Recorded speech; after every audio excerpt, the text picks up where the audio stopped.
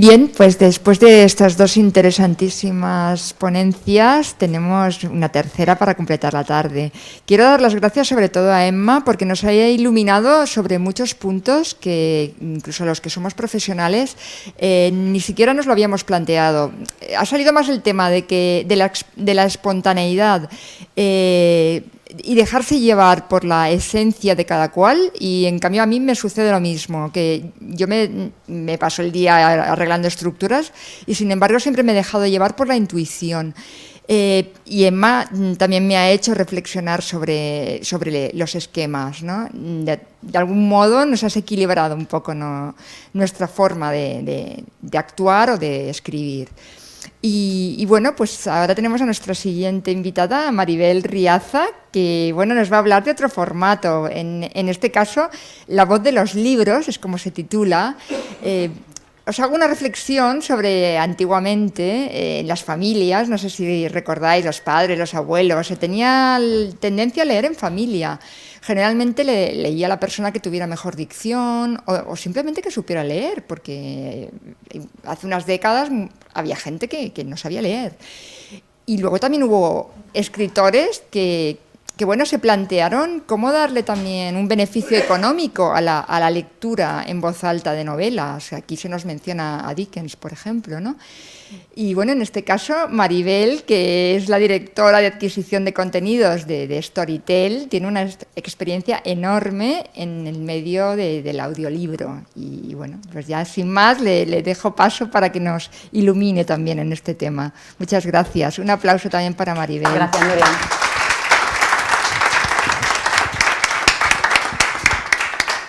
Muy buenas tardes, muchas gracias a la organización por contar conmigo una vez más en estas fantásticas jornadas.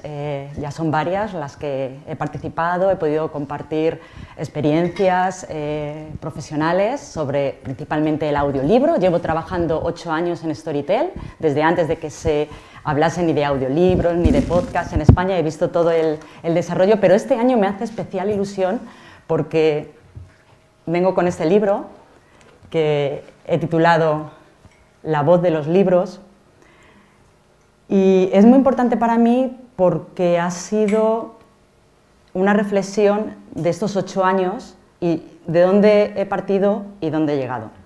Y dejad que os explique. Como ha comentado Nuria, trabajo en Storytel y en los últimos años, no solamente aquí en Bilbao, sino en Liber, en otras ferias del libro, en otros formatos similares, he estado explicando que había una nueva forma de leer.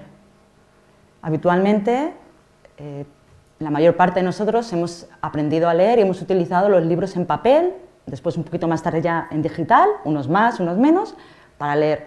Y si todos pensamos ahora mismo en un lector, en alguien leyendo, ¿cómo lo hacemos? Pensar ahora mismo en alguien leyendo. ¿Alguien me lo puede describir? Un lector hipotético. Miren. Ahora, cuando se va en el coche, muchos leen a través del audiolibro. Ahora.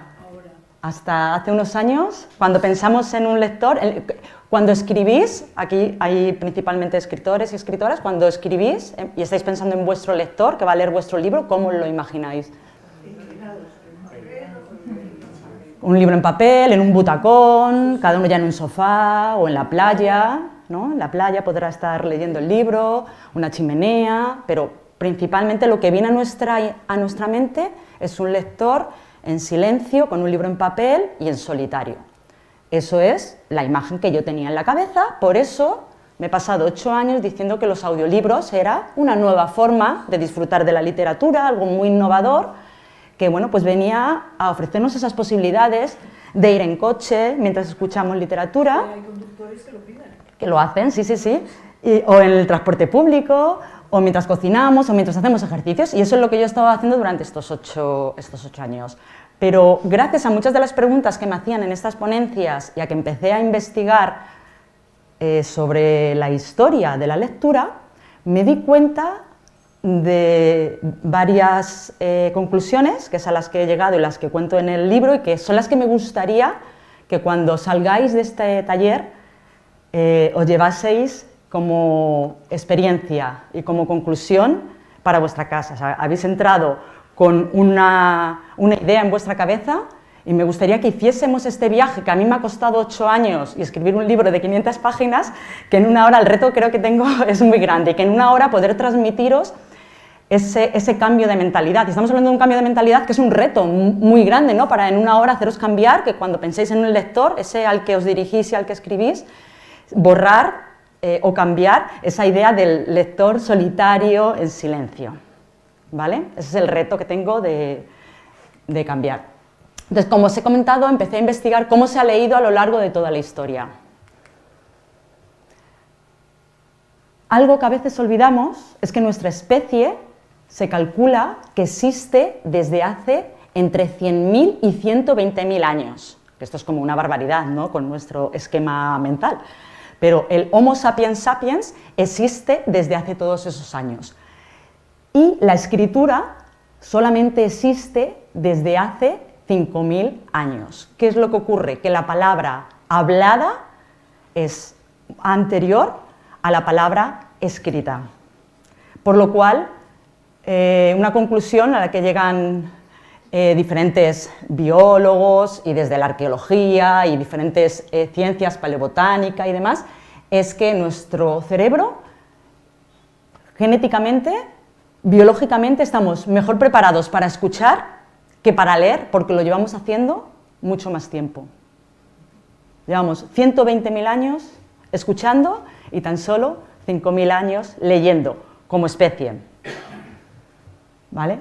De hecho, bueno, una pregunta que también me hacen muchas veces es ¿desde cuándo existen los libros? ¿Desde cuándo existen las historias? Las historias existen desde antes de que inventásemos los libros, porque los libros los tuvimos que inventar, la escritura la tuvimos que inventar. De hecho, hay sociedades, hay culturas que no desarrollan la escritura y sí tienen literatura, ¿vale? Por lo cual las historias, que es lo que somos nosotros, somos contadores de historias, que las podemos reproducir en ese formato escrito, pero que no tiene por qué ser solamente a través de esa forma. Por lo cual las historias existen antes que los libros y existen desde antes que la escritura.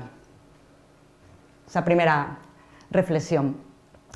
Todos conocemos la tradición oral, lo que, bueno, pues hemos ido, las historias que nos han ido contando de generación en generación, pero no sé si conocéis cuál es la historia que data de más tiempo, que se ha ido pasando de generación en generación. Es la historia de la serpiente arcoíris. Es cómo las tribus aborígenes del norte de Australia hoy en día conciben el origen del mundo. Nosotros en nuestra cultura occidental tenemos una concepción del mundo influida por la Iglesia Católica, que es la de Adán, Eva, el mundo se creó en 7 días, bla, bla, bla, pero hay otras culturas que tienen otras creencias y otras historias. En este caso, esta cultura considera que hubo una serpiente, que es la serpiente arcoíris, que salió del mar, fecundó la tierra y fue la que creó las plantas, los animales y el mundo tal y como lo conocemos hoy en día. Esta historia, la de la serpiente arcoíris, ha ido pasando de generación en generación hace más de 5.000 años. Lo más interesante de todo esto es que los aborígenes del norte de Australia son una cultura que no tienen escritura. Es decir, no han podido dejarlo escrito. Ha tenido que pasar de generación en generación, de padres a hijos, esta historia para que llegue, porque en nuestra cultura hemos tenido la Biblia, hemos tenido diferentes documentos donde una concepción de cómo se crea el mundo ha ido pasando de generación en generación. Los aborígenes del norte de Australia lo han hecho oralmente. ¿Cómo lo sabemos? Porque se han encontrado pinturas rupestres de hace 5.000 años que representan la serpiente arcoíris. Y es una historia que a día de hoy se sigue transmitiendo de generación en generación de manera oral, para que veamos la importancia de la oralidad y que no tenemos que vernos constreñidos solamente en ese entorno escrito, aunque sea para nosotros el centro de nuestra razón de ser, porque es donde hemos crecido, ¿vale? Pero tener un poquito más de miras. Una cuestión también muy interesante es cómo contamos esas historias. Todos hemos escuchado cuentos cuando éramos pequeños, los hemos contado a nuestros hijos, a nuestros nietos, a nuestros sobrinos y los hemos escrito, los cuentos. ¿Cómo empiezan los cuentos? Érase una vez. En todas las culturas, dependiendo, hay variaciones, pero siempre existe érase una vez. En el Museo Británico de Londres existe una ánfora donde podemos ver un señor barbado, con toga, con un bastón, y en la foto no se percibe muy bien, pero existe un bocadillo a modo de cómic, de viñeta, de novela gráfica, donde se puede leer érase una vez en Tirins. O sea, hace 2500 años ya utilizábamos la fórmula de érase una vez, ¿vale? Y cómo la hemos ido replicando generación tras generación. Pero vámonos más allá, ya inventamos la escritura, empezamos a escribir las historias y a plasmarlas, primero en piedra, en cerámica, en papiro, en pergamino, bueno, toda la historia del libro que ha sido muy bien documentada en el ámbito editorial. Tenemos el famoso Infinito en un junco y maravilloso de Irene Vallejo, tenemos una historia de la lectura de Alberto Mangel, tenemos muchos libros que han hecho una historia de la lectura, pero han hecho una historia de la lectura escrita. Tenemos también libros que han hecho una historia de la lectura oral, pero lo que no tenemos es una historia de la lectura en voz alta, que de hecho ha sido lo más mayoritario y lo que más ha extendido ha estado hasta hace solamente unos años. ¿Qué ocurría en la antigua Roma? En la antigua Roma ocurría que leer era una fiesta. Como parte de los encuentros sociales que tenían, igual que disfrutaban de la comida o disfrutaban de la música o de los bailarines, en un determinado momento alguien leía en alto una historia para todos y leían la Ilíada y interrumpían y la semana siguiente volvían de nuevo la historia donde se habían dejado y terminaban esa historia. Es algo que hemos perdido. ¿Por qué se hacía esto? ¿Por qué pensáis que se puede hacer? ¿Qué ocurría para que hicieran esto? ¿Perdón? Efectivamente, el acceso a los libros era muy difícil, habitualmente eran rollos de pergamino, era muy difícil de conseguir, pocos libros y poca gente que sabía leer, ¿vale? Y además leer era muy difícil, lo explico en el libro muy extensamente, todo lo que ocurría. Aquí veremos algunas pinceladas solamente. De hecho, esta labor era desarrollada por esclavos, porque había que estar fuerte, había que sujetar bien el rollo, había que entrenar, y era una labor muy, muy pesada. Estamos en sociedades que son principalmente orales. Como os he contado, el ejemplo de las tribus en el norte de Australia, la sociedad griega es principalmente oral. Si recordáis, Sócrates decía que eso de escribir las cosas, que eso era una banalidad. Lo bueno era los buenos oradores, pensadores, que pueden estar en viva voz manteniendo un discurso. Nada de escribirlo, que te da tiempo a cambiarlo, a reflexionar. Donde se veía la talla de un filósofo y un pensador era en la oralidad. Y él bramaba contra la escritura. Menos mal que su discípulo Platón no le hizo caso y escribió todos sus discursos, y gracias a eso pues nos ha llegado las enseñanzas de Sócrates, pero para que veamos que estábamos en unas sociedades donde lo importante es lo oral, no lo escrito. De hecho, esa sentencia que veis aquí, que es verba volam scripta manem, que lo utilizamos también hoy en día, es algo que ha sobrevivido, lo que decimos de las palabras se las lleva el viento, ¿no? Ponlo por escrito, mándamelo por un correo, ponmelo por escrito, que el escrito queda. Las palabras se las lleva el viento.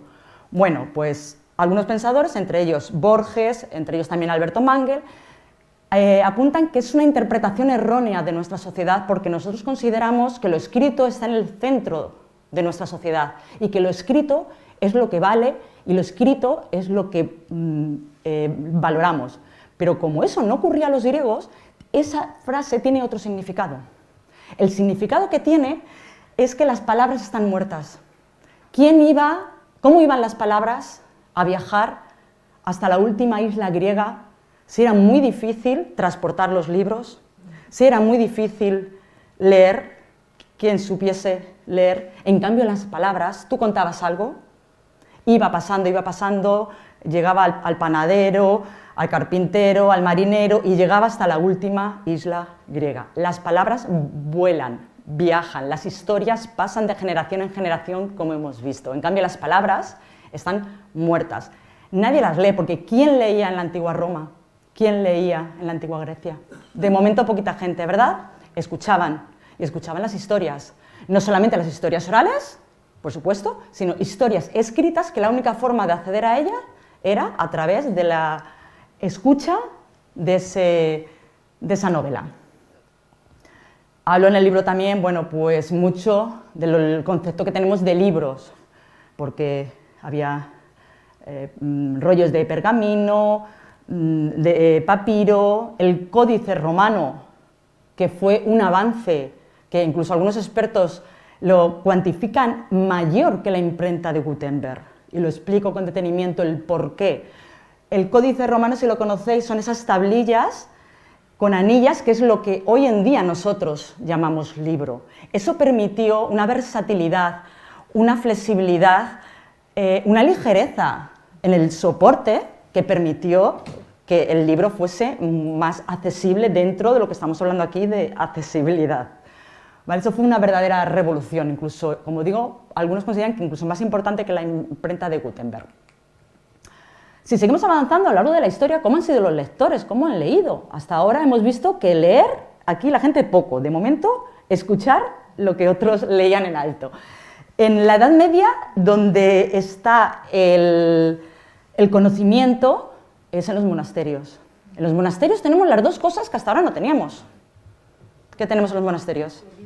Muchísimos libros. Sí, en la Edad Media los libros están en los monasterios. Son los que copian, los reproducen y demás. ¿Y qué tenemos también? Los lectores, porque los lectores en la Edad Media son personas que tienen esa instrucción y que están en esos monasterios, por lo cual aquí ya damos por hecho que ya cada uno a su habitación, a su celda a leer, ¿no? Pues no, pues no. Lo siento, efectivamente, también leían en público, lo podemos ver entre otras... Sí, por ejemplo, en el nombre de la rosa, Umberto Eco, que conocía muy bien este mundo, lo plasmó, se ve en el libro y se ve en la película, cómo leían en alto. Entonces, ¿por qué lo hacían si tenían libros y sabían leer? Primero, porque aunque tenían libros, no tenían muchos ejemplares del mismo título. Por ejemplo, en la abadía de Cluny, en el siglo XII, si llegaba la Divina Comedia de Dante, está registrado que existía unos 450 padres. Si lo iban leyendo de uno en uno, cada uno en su celda, a una media de un mes, mes y medio que se puede tardar en leer la Divina Comedia, quiere decir que el último en la lista tendrá que esperar 5 años y medio a poder acceder a la Divina Comedia. Por lo cual, ¿qué es lo que hacían? Pues más sencillo. En las comidas, en las cenas, sumado a todo esto que damos por hecho que no tenían ni televisión, ni radio, ni internet, ¿vale? Pues alguien leía en alto y los demás escuchaban, y así aprovechaban para leer ese libro y acceder a él todos a la vez. Está regulado. Está regulado. La Orden de San Benito indica cuándo hay que leer, cómo, quién es el lector de la semana, qué es lo que tiene que hacer antes. Está todo regulado, en qué momento, para que veamos la importancia que tenía la lectura. Por lo cual, seguimos en la Edad Media, por supuesto, fuera de los monasterios, no hay libros y 90% de analfabetismo.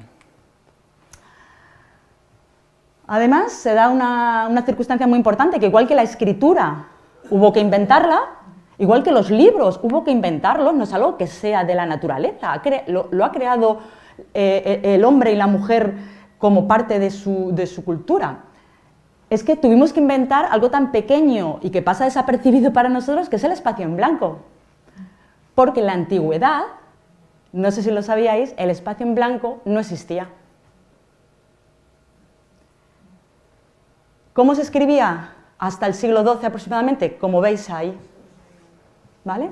Todo seguido, no se respetaban ni siquiera los márgenes, o sea, el texto maquetado, tal y como lo conocemos, lector moderno, no existía. No existían las mayúsculas, no existían los signos de puntuación que se fueron incorporando acorde a la entonación de la lectura en voz alta, que es otro tema también, el cómo se incorporan los signos de puntuación y por qué. Y había que aprovechar, no había márgenes porque había que aprovechar el soporte. El papiro, el pergamino, eran soportes muy difíciles de tratar y de conseguir, porque el papel no llega a Occidente hasta el siglo XII, que viene de China y lo traen los árabes. Hasta el siglo XII tenemos papiro y pergamino, que es el tratamiento de piel, ¿vale? Por lo cual había que aprovechar el papel. Ahora necesito un voluntario o voluntaria, de estos que siempre os dicen que leéis bien en alto, que seguro que hay alguno por aquí. ¿Necesito un voluntario o voluntaria? Venga, bueno. Pues acércate, por favor. Vale, entonces... Te voy a pedir que pongas tu mejor voz y entonación para dirigirte a este auditorio y que nos leas este texto, por favor. ¿Y para qué habré abierto yo la boca? Lo vas a hacer bien. Si no incluimos espacios en blanco, tendremos serias dificultades para entender lo que dice una frase, produciéndose pausas y teniendo que ir hacia adelante y hacia atrás, lo que evita una lectura fluida y agradable.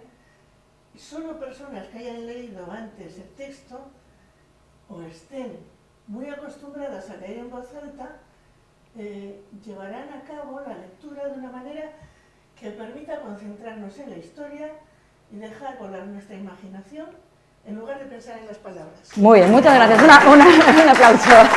Muchas gracias por prestarte. ¿Cómo te has encontrado, María Eugenia? ¿Has estado...? Pensando que para qué demonios hago estas cosas. ¿Que para qué hago estas cosas? Muchas gracias por tu participación. Bueno, es un ejemplo para que veáis, bueno, pues la dificultad que tiene de leer todo de seguido sin... No, ni el espacio en blanco es determinante para poder articular y, bueno, eres capaz de seguir, pero no le puedes dar la entonación, hacer las pausas, y esto, bueno, era un texto normativo, pero si queremos un texto narrativo donde queramos contar una historia, donde tienes que poner una entonación y tienes que hacer otro tipo de cuestiones, pues es mucho más difícil. Muchas gracias. Bueno, pues...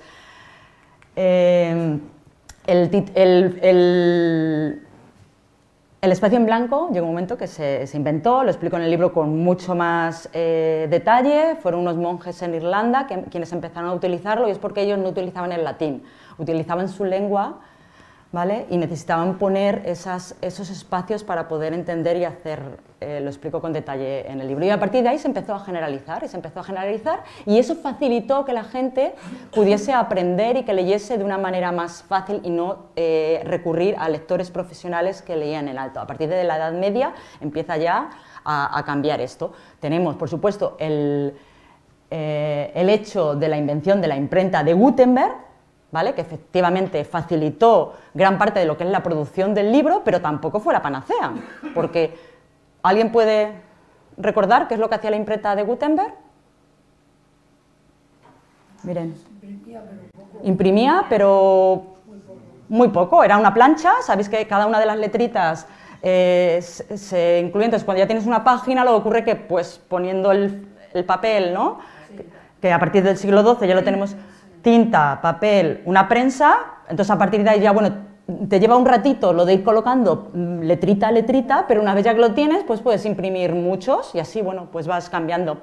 Efectivamente, se mejoró en el tiempo que se tardaba en escribir un libro, en imprimir un libro, pero solamente esa parte, porque el resto, todo lo que se llama la iluminación, todas las ilustraciones, las letras en mayúsculas, todos los decorados que estaban en los libros, el cosido, el encuadernado, todo eso se seguía haciendo a mano. Entonces, se mecanizó, pero solamente una parte del proceso. Hasta que no llega la imprenta de vapor en el siglo XIX, el libro no se puede considerar un producto a nivel industrial y masivo, como llegó a ser ya a finales del siglo XIX. Aquí estamos hablando todavía de tiradas muy pequeñas. Por ejemplo, se estima que del Quijote, de la edición Príncipe, la primera, en los primeros 10 años, se imprimieron en todo el mundo unos 13.500 ejemplares del Quijote, en todo el mundo. En cambio, era una historia conocida allende los mares, nunca mejor dicho, porque viajó a América, está todo recogido, de marineros que durante los 2 meses y medio de trayecto leyeron en alto el Quijote,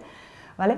Y era conocido por eso, porque la gente leía en voz alta, pero la imprenta mejoró parte del proceso de producción, pero no fue algo tan rápido como nos pensamos. Y el siglo de oro es el siglo por antonomasia de la lectura en voz alta, y es fantástico. O sea, me he sentido una arqueóloga de la palabra, leyendo de nuevo a Cervantes, a la Celestina, leyendo a Quevedo, textos que ya había leído antes, pero los había leído con mi anterior mentalidad y mi anterior concepción, que os he comentado, y no había caído en muchas cosas. ¿Y sabéis lo que he descubierto? He descubierto que tanto Cervantes, Quevedo, Rojas y demás autores escribían en los oyentes, no escribían en quien les iba a leer, porque ¿quién les iba a leer todavía en el siglo de oro? Aunque la imprenta ya estaba en funcionamiento, los libros todavía seguían siendo muy, muy caros, reservados a una población muy, muy determinada, con índices de alfabetismo todavía muy altos, y la gente lo que hacía era escuchar cómo otros leían en voz alta. Quevedo no dice queridos lectores, dice queridos oyentes. Y en el libro he documentado todos los sitios donde he ido encontrando esto. El Quijote es una maravilla para estudiar la lectura y la lectura en voz alta, porque se produce dentro de la propia historia varias lecturas en voz alta. Cuando llegan a una venta, el cura lee la novela del curioso impertinente, que se la encuentran, la tienen en un baúl, la sacan y dicen, vamos a leer la novela. Y la lee en voz alta mientras los otros escuchan. Al día siguiente, Sancho dice que ha leído esa novela, cuando no la ha leído, la ha escuchado. Pero en el siglo de oro es que leer y escuchar eran dos verbos sinónimos, significaban lo mismo. Y es algo que hoy en día, aunque los hemos separado, sigue habiendo reminiscencias. Por ejemplo, si yo digo, he recibido un correo de Pedro, y Emma comenta, ¿y qué dice? Como que ¿qué dice? Los correos no hablan, que yo sepa. Pero decimos, ¿y qué dice? No decimos, ¿y qué ha escrito? Entonces, hay todavía algunas reminiscencias de esa práctica en el siglo de oro, que leer y escuchar significaba lo mismo, porque la única manera de leer era que alguien te leyese, es que no había otra. Y en el Quijote, como digo, se plasman muchas de esas situaciones. De hecho, una cosa que me pareció ya muy revolucionaria es que, Cervantes planta diferentes tipos de lectores. Están estos lectores que escuchan lo que otros leen en voz alta, pastores que cuando terminan su jornada escuchan las historias que otros leen. Tenemos a Sancho Panza, que es la tradición oral, que cuenta los cuentos a su manera, con sus retahílas y sus cosas que le dice el Quijote. Oye, si me lo vas a contar así, esto es un poco rollo, ¿no? Y dice, bueno, pues yo es como me lo contaron mis abuelos y como yo siempre lo cuento. Tenemos el lector oral, el que escucha que otros leen en alto, y tenemos algo muy, muy, muy, muy, muy moderno en este momento, el lector solitario y en silencio. Ese que ahora mismo es el que prevalece en nuestra mente porque ya hemos pasado a otro estadio. ¿Quién es el que lee en silencio y en solitario? El protagonista. ¿Y qué le pasa al protagonista? Que enloquece, pero ¿enloquece por qué? No le salen. Pero enloquece por leer en solitario. Porque no se concebía en el siglo de oro esa lectura íntima que te da el silencio y que te hace meterte en la historia como si la estuvieras viviendo. Cuando te la está leyendo en voz alta, al fin y al cabo, no entras tanto en la historia, sabes que estás aquí, que alguien está leyendo, como que no te metes tanto. De hecho, muchas veces se decía, no, es que Don Quijote enloquece de tanto leer novelas de caballerías. No, porque las novelas de caballería las leía todo el mundo en la época, pero las leían en voz alta. El raruno era que las leía en solitario, porque como dice el premio Nobel Coetzee, en Sudáfrica leer, que sigue muy en boga tanto la literatura oral como la lectura en voz alta, leer en solitario es como comer en solitario. Es una falta de respeto. Como si te invitan a una boda y tú dices, vale, yo me cojo mi plato y me voy yo solito aquí. Y te dices, no, hombre, hemos venido aquí todos a comer, pero para disfrutar en sociedad. Era lo que ocurría en Roma, que hemos visto. Esas fiestas en torno a la lectura, era disfrutar de la literatura, pero entre todos. Entonces, el que empezaba a leer en solitario se consideraba un bicho raro. De hecho, los médicos del siglo de oro, está documentado que alertaban de los peligros de leer en solitario y en silencio. Esto es como lo de leer perjudica seriamente la salud, porque decían precisamente eso, que lo que se podía hacer era mezclar realidad y ficción y que entonces ibas a acabar majareta, que no podías leer en solitario. ¿Vale? Entonces aquí Cervantes, ya su protagonista es un lector moderno, porque ya empezamos a partir de aquí, debido a que los libros cada vez, poco a poco, están más accesibles, hemos cambiado el texto, hemos inventado el espacio en blanco, los grados de alfabetización van aumentando, la gente empieza a leer en silencio, que tiene también cuestiones muy positivas, como toda la parte de espíritu crítico, de pensamiento. Surge la novela erótica, que ya estaba antes, pero con las prácticas de lectura en silencio se incrementan, y está también documentado, pero este es un lector moderno. Si seguimos más adelante, hacia el siglo XVIII, tenemos los salones de lectura en Francia. Una historia también que me apasionó, cómo la lectura en voz alta influyó en temas como la Revolución Francesa o como la Reforma Católica, y la importancia que tuvo la lectura en voz alta en estos movimientos políticos y sociales que hemos estudiado todos en diversos ámbitos, y la lectura resulta que estuvo en el eje central de estos debates, porque resulta que Lutero, cuando muestra su reforma a la Iglesia Católica, lo que dice es que la Biblia se puede leer en alto por el cabeza de familia después de cenar, y que se puede comentar. Y la Iglesia Católica dice que no, que es el cura la única persona para poder leer en alto esto. Y el tema de la Reforma Católica se basa en si leemos en voz alta o en silencio. De hecho, los países protestantes a día de hoy, que tienen el hábito y han tenido el hábito en las últimas generaciones de leer en alto, podemos, si hacemos dos mapas de protestantismo, catolicismo y audiolibro, vemos que cuadra. Son países que tienen en su cultura y en su generación la lectura en voz alta como algo habitual de generación en generación, y a día de hoy son países donde el audiolibro se ha desarrollado más que en otros países, como en España, de tradición católica, donde no hemos tenido esa costumbre de leer la Biblia en familia como algo puesto. Pues en Francia, la Revolución Francesa, ¿cómo creéis que se diseminaron todas las ideas de la Revolución? ¿Cómo pensáis que empezaron todas las ideas protofeministas a surgir? Por la lectura en voz alta. Y por los salones que se creaban para leer en voz alta esas ideas.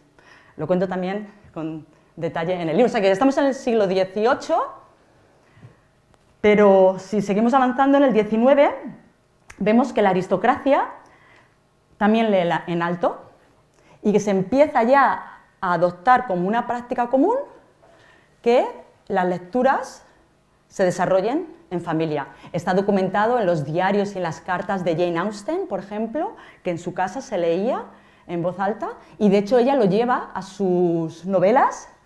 En varias de ellas, y lo recojo en el libro, establece escenas de lecturas en voz alta dentro de sus personajes, porque era su realidad. Igual que contaba que se vestían de tal manera o que se iban a tal baile, pues contaba que leían en voz alta porque era lo habitual. Aquí, bueno, pues... y antes he contado lo de Jane Austen y os quiero contar también el tema de Mary Shelley, que no sé si lo conocéis, las famosas semanas que pasaron en Villa Diodati, en el lago Le Mans, en Ginebra, debido a situaciones del volcán Tambora y esas tormentas y mal tiempo que tuvieron que estar recluidos y casi confinados en esta villa durante mucho tiempo. Mary Shelley, con Lord Byron y compañía, leyeron El Quijote. Lo sabemos porque Mary Shelley recogió esto en su diario, que desde el 8 de octubre al 9 de noviembre del 1815 leyeron todos los días alrededor de una hora, hora y media El Quijote, y cómo eso la influyó a ella de tal manera que la ayudó a crear su estructura narrativa, como nos ha contado Emma, de Frankenstein, y muchas de las cuestiones que utiliza Cervantes, y que explico también en el libro, son utilizadas en su libro Frankenstein para desarrollarlo. Seguimos en el siglo XIX y, de momento, gente que tenía libros, gente que sabía leer, escritores, Byron, Shelley, pero que preferían, entre ellos, leer en voz alta y disfrutar de la literatura y comentar ese texto.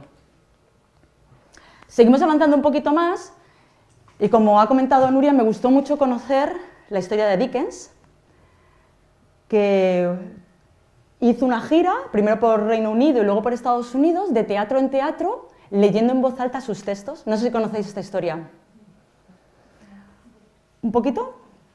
Bueno, pues resulta que Dickens, de jovencito, además fue actor. Bueno, yo creo que contaba ya con una ayuda, porque ya tenía como esas tablas, ¿no? que se dice. Tenía esas tablas y tenía también muchas deudas. Y ya sabemos que los escritores, lo de ganar dinero, se nos da un poquito mal. Y sobre todo en esa época, que ¿qué es lo que ocurrió en Estados Unidos con los derechos de autor, Pedro? Que no había directamente. Entonces, un editor, ¿qué podía hacer? Pues aquí me gusta la historia de dos ciudades, pues venga, pues yo lo imprimo, ¿no? Pues ya está. Entonces, Dickens, entre que siempre ha estado mal pagado el oficio del trabajo de escritor, aunque ya está aquí ahora Cedro ayudando a que saquemos más dinerito, entre que siempre ha estado muy mal pagado, en Estados Unidos no había derechos y que tenía muchas deudas y tal, pues se le ocurrió la idea de empezar a ir de teatro en teatro leyendo sus textos. ¿Qué es lo que hizo? Porque claro, David Copperfield pueden ser 4 horas, 5 horas. Eso ya a lo mejor puede ser demasiado, ¿no? Porque los romanos, a ver, escuchaban la Ilíada, pero era entre cordero y vino, y luego unos bailarines, y luego descansaban, y luego a la siguiente semana, o sea, eran como historias, pero lo de 4 horas ya puede ser un poco heavy, ¿no? Lo que hizo fue hacer versiones adaptadas a la lectura en voz alta.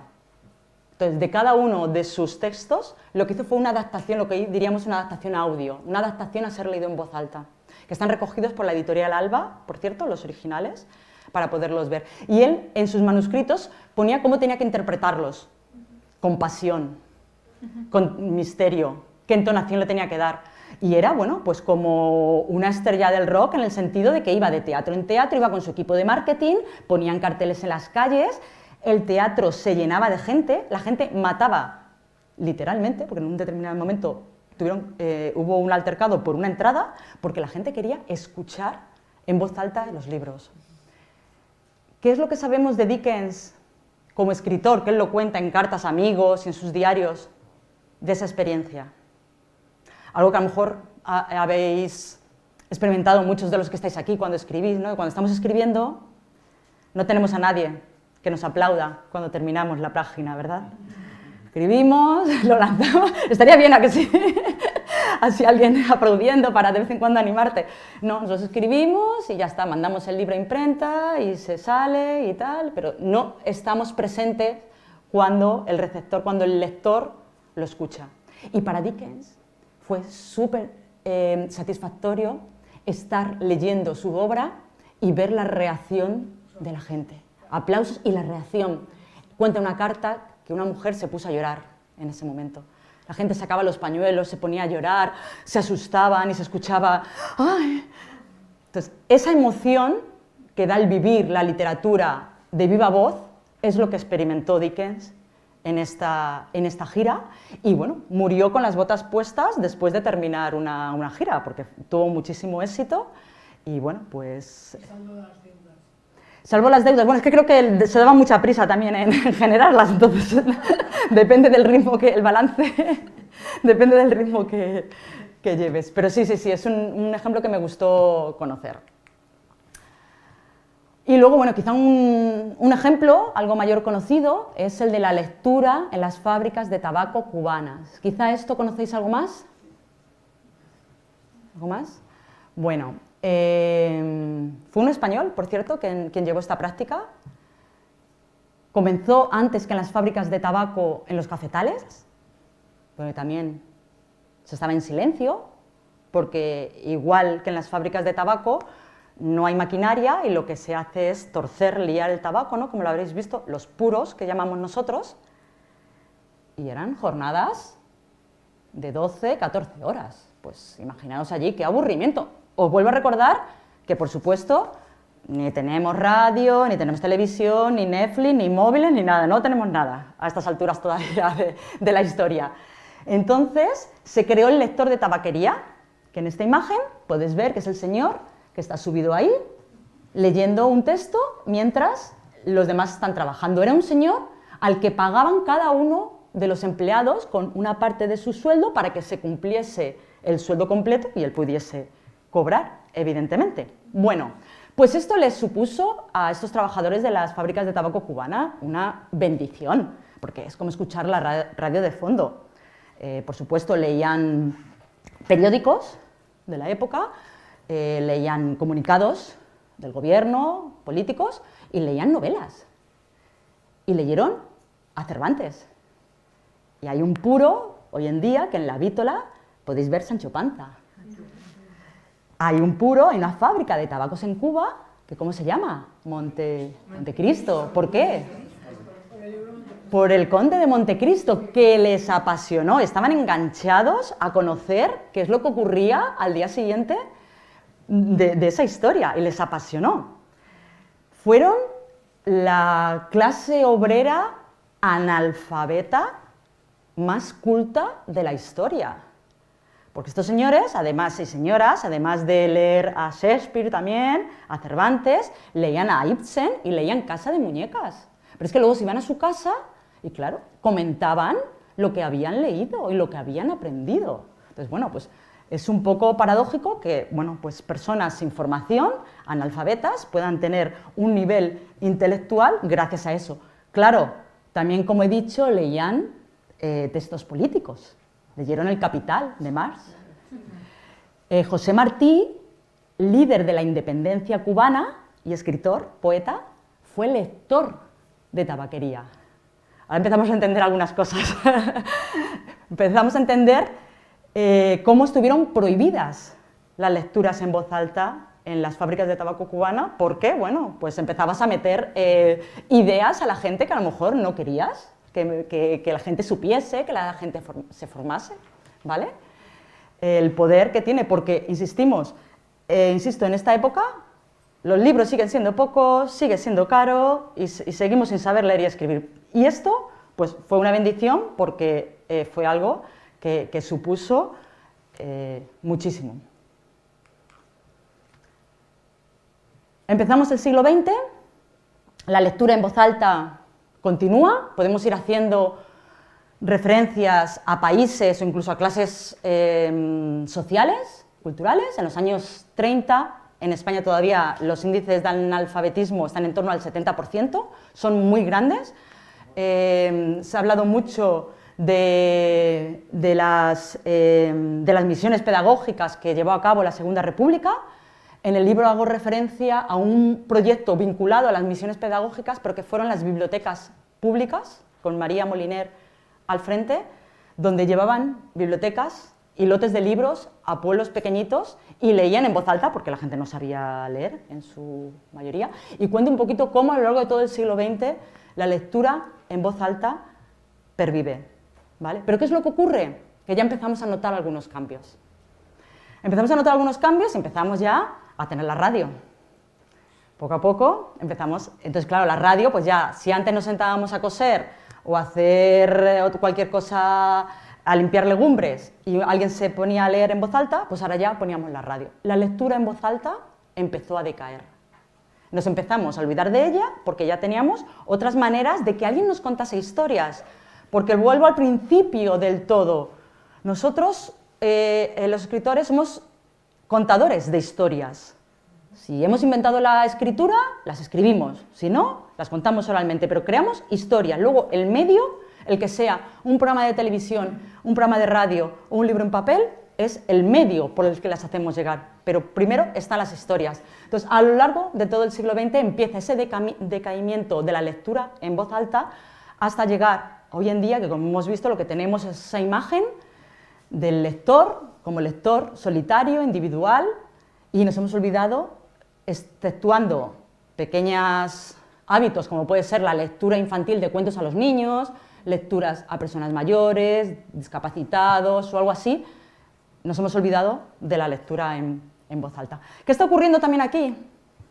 Bueno, traje este ejemplo, que en el libro hablo muchísimo, de Marilyn Monroe, porque el Ulises, que ha hablado también Emma de él, de Joyce, fue escrito para ser leído en alto. También. Y de hecho Marilyn Monroe decía que ella lo entendía cuando lo leía en voz alta. También es un experimento que os animo a que hagáis, que lo leáis en voz alta, a aquellos que dicen de no lo entiendo, para que lo empecéis a entender. Y todo esto lo enlazo con la historia del audiolibro. Pero es que el audiolibro no empezó en el siglo XX y a partir de ahí yo podría ir... Es que ahora me tengo que ir otra vez al siglo XVII, porque hubo alguien que lo imaginó. Y fue Cyrano de Bergerac. Cyrano de Bergerac, en una de sus obras de ciencia ficción, resulta que su protagonista viaja a la luna y de pronto ve un artefacto con una manivela, que es un libro, pero que cuando le da la manivela salen palabras, como si alguien lo leyera. Y dice que eso sería lo ideal, poderle darle una manivela a un libro y que saliesen esas palabras, ¿vale? Entonces, bueno, es el origen de los audiolibros. También imaginó la llegada a la luna antes que Julio Verne, ¿vale? Que es muy curioso que tengamos que retrotraernos al siglo XVII para ver el origen del audiolibro. Pero bueno, vamos ya al momento en el cual un fonograma comienza a poder ser reproducido, que tenemos a Edison. Bueno, el pobre Edison lo tuvo fatal porque nadie sabía para qué servía ese invento. No decían, pero bueno, ¿y esto para qué sirve? Al principio solamente se podía grabar muy poquito, unos 2 minutos. Enseguida empezó a pensar en la idea de grabar la lectura en voz alta de libros para que una vez que ya alguien hace el esfuerzo de leerlo, puedan disfrutar otros sin necesidad de gastar la voz. Pero con solamente 2 minutos, pues no le daba para más. Pero bueno, tanto le costó que tuvo que escribir un artículo en el periódico diciendo las ventajas y los posibles usos de esa tecnología y de esa innovación. Entre ellas estaba el poder grabar historias, ¿vale? Se presentó también un día, que también lo cuento en el libro, en una revista científica, y decir una palabra, llegó con su aparato, lo puso y dijo, hola, soy Edison, buenas tardes. Se presentó para que viesen en realidad lo que podía hacer. Pero bueno, fue el inicio, fue desarrollándose la tecnología hasta que de 2 minutos se fue ampliando a más metraje esa grabación. Hay un punto que me he querido saltar porque es muy extenso, pero bueno, es cuando termina la Primera Guerra Mundial, soldados estadounidenses que vuelven a Estados Unidos dañados de la vista, la Biblioteca del Congreso de Estados Unidos tiene un proyecto para grabar audiolibros para estas personas, ¿vale? Ese es el origen de los audiolibros, porque en ese momento ya sí que se pueden grabar en mayor metraje. Pero a un nivel industrial son estas 2 mujeres, 2 americanas en los años 50, que todavía, como he explicado de Dickens, existían giras por Estados Unidos de poetas que llenaban teatros. Y se les ocurrió la fantástica idea de que fuese el propio autor o autora quienes leyesen sus textos y grabarlos.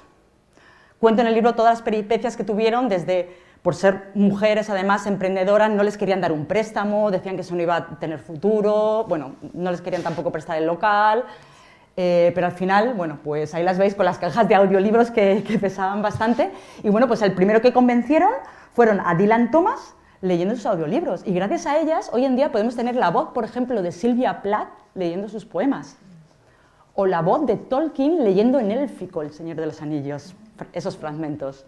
Gracias a ellas podemos tener esas reproducciones.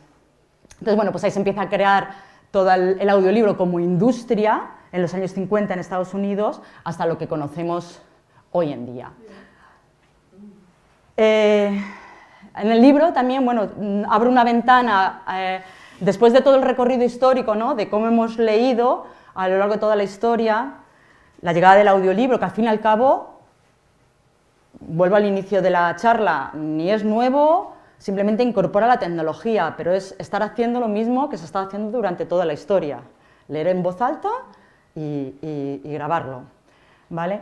Hago, bueno, pues una reflexión de cómo leeremos en el futuro, ¿vale? Con todo el tema de inteligencia artificial, de la grabación de audiolibros a través de inteligencia artificial, de la creación de libros también y textos a través de la inteligencia artificial, ¿vale? Y dónde está lo humano, dónde está lo auténtico, ¿no? El ChatGPT imita muy bien esas estructuras claves de las que nos ha hablado Emma. ¿Dónde está la diferencia en la autenticidad de cada uno de nosotros, en la esencia, efectivamente, y en la humanidad?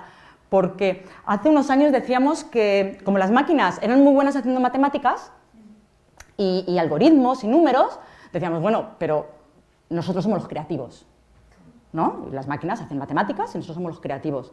Pero ahora están empezando a crear historias, están empezando a pintar, están empezando a hacer películas. Entonces también pueden crear, porque han aprendido de nosotros. Entonces, ahí mi reflexión es que lo verdaderamente humano es el deseo de que te cuenten una historia. Y el deseo de contar una historia es lo verdaderamente humano. El ChatGPT no tiene deseo de nada. No quiere contar su propia historia. No quiere contar la historia de Emma y su amiga en un proceso de cáncer. Tú le puedes programar para que te cuente una historia con esos parámetros y que la historia sea en Bilbao o sea en París. Pero no tiene esa intencionalidad. Y ahí es donde está la clave, en el deseo de contar y contarnos historias, que hasta ahora las máquinas no tienen. ¿Y qué dice la ciencia sobre leer y escuchar? Como fue una de las preguntas que también me han estado haciendo mucho durante todos estos años, pues he investigado un poquito y básicamente, y de forma muy resumida, os contaré que para la memorización, para memorizar, subrayar, estudiar, es mucho mejor el texto escrito, teniendo en cuenta lo que nos ha contado Juan, de que cuando escuchas tomas un porcentaje de la escucha, cuando lees tomas otro, lo ideal es escuchar y leer, porque sumas los dos medios, y depende también cuál sea tu estilo de aprendizaje. Si tú has sido una persona ciega toda la vida de nacimiento, como un ejemplo que pongo en el libro, tu medio natural ha sido el audio. Entonces, yo esas cosas que me dice la gente, no es que yo empiece a escuchar un audiolibro y me pierdo de la historia. Bueno, porque no has escuchado nunca en tu vida, claro. Ni tú, ni tu abuelo, ni tu bisabuelo, porque no salía en alto. Eso se hace mucho en poesía. Se graban. Claro, porque está la musicalidad de la poesía. Bueno, entiendo que aquí todos los escritores y escritoras leéis en alto vuestras obras antes de publicarlas, porque eso es uno de los principales consejos y donde se ven muchas cosas, que eso también lo podemos hablar después, porque si no me voy de tiempo, y como muchos autores cuando leen sus propios audiolibros en alto, es cuando se dan cuenta de las erratas y de cómo lo habrían hecho. Vale. El caso es que la ciencia ha demostrado que la región del cerebro que procesa la información, tanto si es escrita como si es oral, resulta que es la misma. Y que con la escrita puedo memorizar más, porque subrayo, tengo la imagen visual, y con la sonora tengo mayores emociones. Esa señora llorando cuando escuchaba leer a Dickens, ¿vale? Esas emociones se producen de viva voz, porque la voz tiene unas emociones, una personalidad que el texto, por desgracia, no transmite o no transmite en la misma medida, ¿vale? Entonces a mí me gusta comparar esto que me han hecho tantas veces esta pregunta, de si es lo mismo leer o escuchar, con un parque de atracciones. Tú al parque de atracciones puedes ir por la autovía y llegas en 5 minutos y ya está, o puedes ir por la carretera secundaria que tardas media hora. Y todos tienen sus pros y sus contras. Por la carretera secundaria veo los arbolitos, el bosque, me puedo parar, disfruto del camino, ¿vale? Eso sería leer en papel. Requiere mucho más esfuerzo, tengo que dedicarle media hora hasta llegar ahí. En cambio, por la autovía es el audiolibro. Voy recto y ya está. No tengo que hacer ese esfuerzo y rápido. ¿Qué es lo que ocurre? Cuando llegan, tú llegas. Yo te pregunto, ¿cómo te lo has pasado en el parque de atracciones? Tu experiencia del parque de atracciones y la mía es independiente de si yo he ido por la carretera secundaria y tú has ido por la autovía. Lo importante es el contenido y si lo hemos disfrutado. no cómo hemos sido. Y una de las cosas que estos meses, desde que publiqué el libro, que salió el 15 de mayo, más satisfecha he estado, es toda esa gente que se ha acercado, y periodistas con los que he hablado, y me han comentado, ¿sabes? Yo antes de leer tu libro era de las que pensaba que escuchar audiolibros no contaba para leer, que era hacer trampa, que no... Y de hecho no quería hacerlo por eso, porque era como un poco hacer trampa, yo quería seguir leyendo. Pero después de leerlo y después de ver lo que dice la ciencia, ya no me siento mal. No me siento mal porque llega al mismo sitio. No se trata ni de elegir uno ni otro, se trata de elegir los dos. De complementar. Yo sigo leyendo en papel, en digital, en audiolibro, en el móvil, en web. Es sumar. Es ir sumando tiempo, horas de lectura. Vale, entonces, todo esto es lo que he recogido en La Voz de los Libros, que, bueno, pues he documentado toda esta investigación histórica, este recorrido histórico lleno de anécdotas y curiosidades, con una segunda parte donde hablo de la lectura en voz alta hoy en día, donde pervive con la lectura del cuento de Buenas noches, porque hay que seguir leyendo a los niños, aunque estos ya sepan leer, y aunque tengan 10 o 15 años, hay que seguir leyendo en familia y cuáles son las bondades que eso tiene, igual que vemos un capítulo de una serie en familia. ¿Por qué no podemos leer un cuento de Poe en familia? ¿Vale? Y un anexo donde he recogido cómo se muestra la lectura en voz alta en películas y en novelas. Tanto en la que os he comentado del Nombre de la Rosa, en diferentes, en Espartaco, en la película Espartaco, que sale una lectura en voz alta, en el Club de los Poetas Muertos, bueno, un resumen de todos ellos. Entonces, bueno, pues espero que si finalmente os decidís a leer el libro, o al menos con esta sesión que hemos podido tener, haya cambiado en algo vuestra concepción de lo que significa leer, de lo que significa llegar al público para el que estéis escribiendo.